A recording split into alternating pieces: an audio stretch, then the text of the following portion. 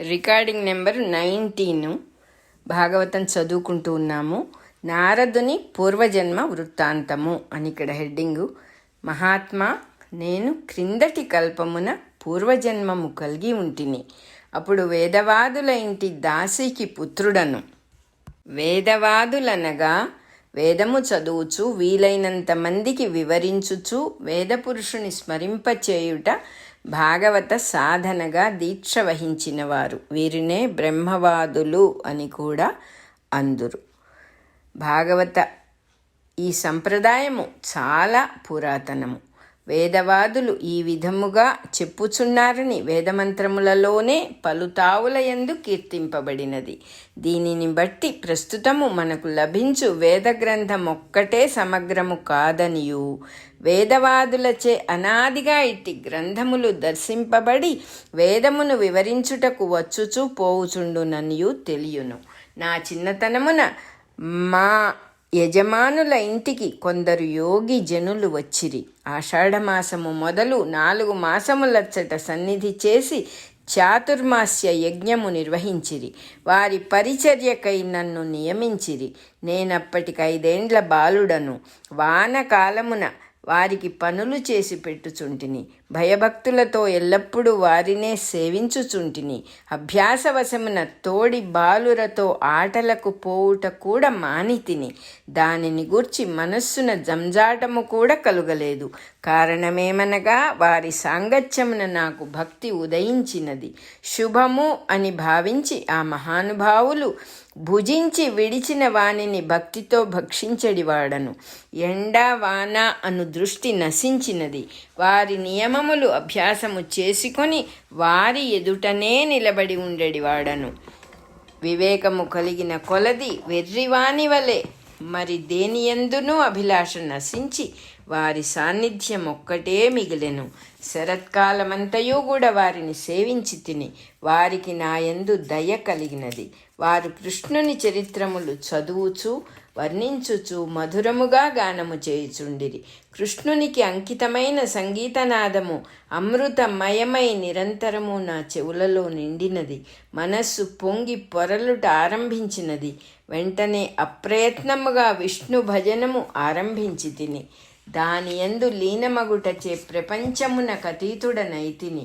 అతీతుడను అనగా విడిచినవాడు కాక దాటినవాడు. విశ్వమును విష్ణువుగా దర్శించి దాటినవాడు. దానివలన బ్రహ్మరూపకుడనైతిని. విశ్వమునందు బ్రహ్మమును రూపముగా కట్టించుకొనువాడు. నేను దేహమునందున్నానని పొరపడక నాయందు స్థూల సూక్ష్మ రూపమైన నా దేహము ఆశ్రయించుకొని ఉన్నదనియు అది సహజమాయా కల్పితమనియు గ్రహించి తిని. ఆ యోగిజనుల సాంగత్యమున రజస్తమస్సులను మాయము చేయు భక్తి నాయందు నిండినది. ఇంతలో వారి దీక్ష పూర్తి అయినది. వారు బయలుదేరబోవుచు నాయందు అనుగ్రహము చూపిరి. అన్ని మాసములు ఏ అపచారము చేయక చపలత్వము లేక తమకు నిత్యము నేను చేసిన ఉపచారములలో భక్తియోగమున్నది అని వారు గ్రహించిరి. తమ్ము చూడక తమయందున్న విష్ణువును చూచి కొలిచితినని గ్రహించి సంతోషపడిరి. సంప్రీతులైరి. కపటము లేని వారగుటచే వారికి దీనుడైన నాయందు దయ ఆపేక్ష కలిగినది. ఈశ్వర రహస్యమును గూర్చి పురోగమింపచేయు అసాధారణ విజ్ఞాన స్పర్శ నాకు కలిగించి వెడలిపోయిరి. వారి ఉపదేశమున వాసుదేవుని మాయానుభవమును క్రీడగా గుర్తించు మార్గమును తెలిసి తిని మాయాబద్ధులైన జీవుల పాపపుణ్య ప్రవర్తనలన్నీయూ ఈశ్వరుని నాటకమని గ్రహించి ఈ గ్రహింపును జారిపోకుండా నిలుపగలిగి తిని. ఈశ్వరుని యందు సమర్పితమైన కర్మాచరణము తాపత్రయమును పోగొట్టుటకు మందుగా పనిచేయును. తాపత్రయమనగా ఆధ్యాత్మికము, అధిభౌతికము, అధిదైవికము అను తాపములు. అందు మొదటిది తన్ను గూర్చిన భయాదుల వలన కలుగు తాపము. రెండవది దేహమునకు, వస్తువులకు, ఆస్తిపాస్తులకు, బంధుమిత్రాదులకు సంబంధించిన తాపము. మూడవది కర్మఫలముల వలన కలుగు తాపము. ఈ మూడును సంసార జీవులకు తప్పవు. సుఖమునకై యత్నించుచు వారు తాపత్రయాగ్నిలో ఉడికిపోవుచుందురు. చేసిన ప్రతి కర్మకు చేయుటలో కొంత దోషము, ఫలితమును గూర్చిన కోరికలలో చిక్కుకొనుట మున్నగునవి సంభవించి తాపత్రయపడుచుందురు. దీని ఔషధమేది అను ఆలోచనలో కొందరు కర్మల ఆచరణమును సన్యసించి భ్రష్టులగుదురు. అట్లుగాక విశ్వమును విష్ణువుగా దర్శించి వానికి సమర్పితముగా కర్మలను సన్యసించి కర్తవ్యములుగా ఆచరించినచో అవి కార్యకర్మలు అనబడును. వాని ఆచరణమొక్కటే తాపత్రయమును పోగొట్టు ఔషధము.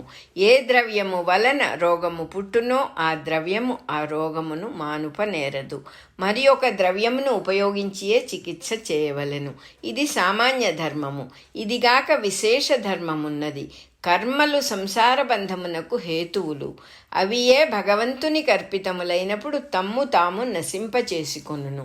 ఈశ్వరుని యందు సమర్పితమైన కర్మలను ఆచరించుట విజ్ఞానమునకు హేతువై ఇతరుల రూపముననున్న ఈశ్వరునకు సంతోషము కలిగించును. సమర్పణ చేసిన వానికి భక్తియోగము కలిగించును.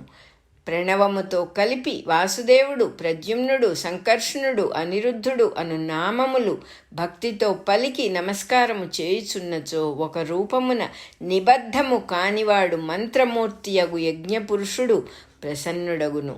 ఒక రూపమున నిబద్ధము కానివాడు మంత్రమూర్తియగు యజ్ఞపురుషుడు ప్రసన్నమగును.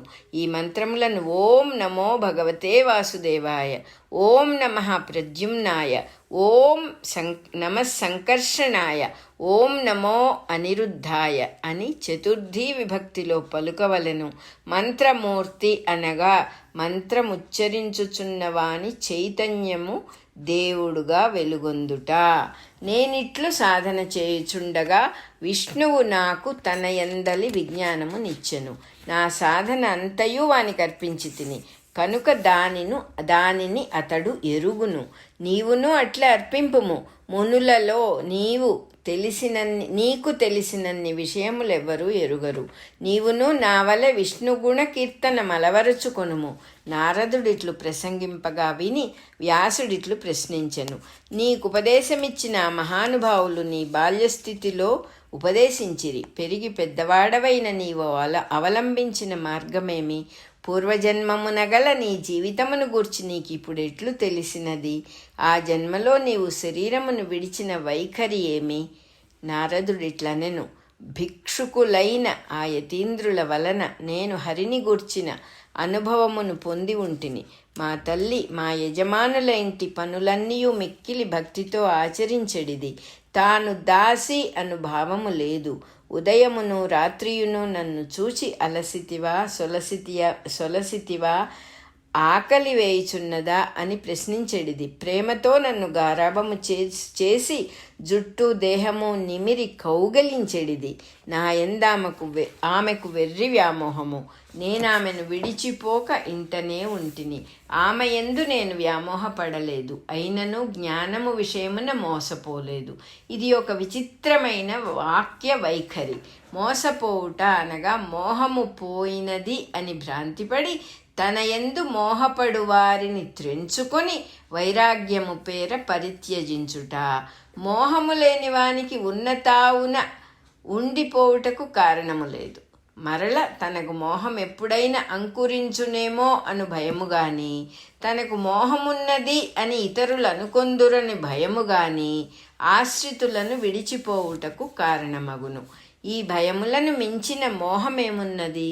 తల్లికి తన యందున్న మోహము తన మోహమని పొరపడవలసిన పని లేదు. తల్లికి మోహము పోవలనని శాసించుట విష్ణుధర్మమున తావు లేదు. శాసించుటకు విష్ణుధర్మమున తావు లేదు. అట్లు శాసించుట తప్పు మార్గమని ఇంతకు ముందే తాను వ్యాసునకు ఉపదేశించెను. సర్వమునందు కనిపించు విష్ణువు తల్లి యందు లేడా? మరి విడిచిపోవనేలా? మోసపోవకుండుట అనగా ఎట్టిది? ఇది తన గురువుల వలన కలిగిన వివేకము.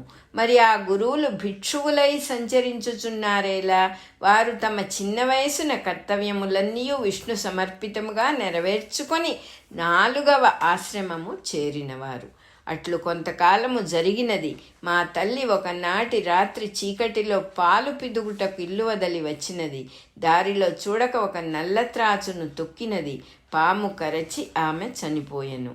ఆమె నేలపైబడి వేదనతో తెలివి తప్పిపోవచ్చు తన్నుకొనుటయు ప్రాణము వీడుటయు కన్నులార చూచి తిని మనస్సు కలత పడలేదు. దీనివలన అతనికి తల్లిపైనున్నది విష్ణు ప్రేమయే గాని మోహము కాదు అని తెలియను. పూర్వకర్మానుభవమున తప్పనిసరి అయి కలిగిన బాధలను చూచి సాధకుడు ఆరాటము పొందడు. రుణానుబంధము తీరినది. ఆమెకు నా ఎందుగల మోహము సంగము తొలగినదని విష్ణులీలగా స్మరించి తిని. మృత్యువుతో మనస్సు పంచేంద్రియములు తొలగును గనుక ఆ జన్మకు సంబంధించిన వ్యామోహములు తెగిపోవును. వాసనలు మాత్రము మిగిలి ఉండును. ఎప్పటికప్పుడు అంతవరకైనా తెగిపోయి తేలిక పడుటకే ప్రకృతి మృత్యువును ఏర్పరచును. జరిగినది మంచికే అనుకొని విష్ణుపాదములను స్మరించి తిని. మన రికార్డింగ్ నెంబర్ 19 అయిపోయింది.